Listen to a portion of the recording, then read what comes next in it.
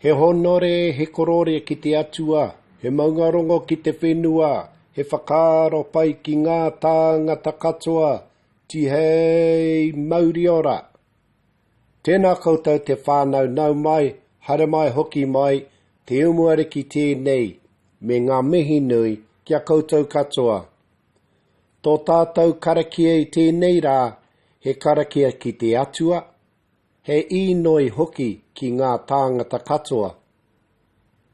Honour and glory, karakia tua waru, he Hönore, he Koröria. He Hönore, he Koröria ki te atua, he maungarongo ki te whenua, he whakaaro pai ki ngā tāngata katoa.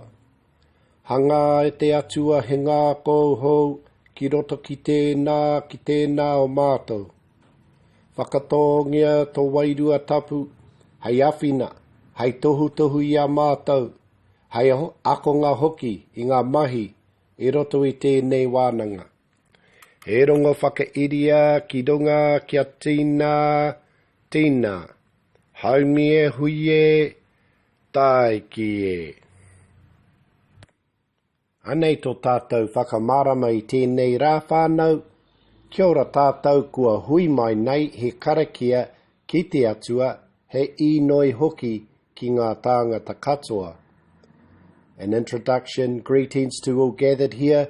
This is a prayer to God and an appeal also to mankind. Whānau, with the advent of Christianity, some Māori and Karakia were influenced with these concepts. This karakia acknowledges God and appeals to mankind with a call for unity and peace. Adaptations have also been made to suit various contexts and kaupapa. Sometimes the karakia will end with āmene, and at other times some may choose to end with a Māori form of closure. So whānau, let's break it down and have a look.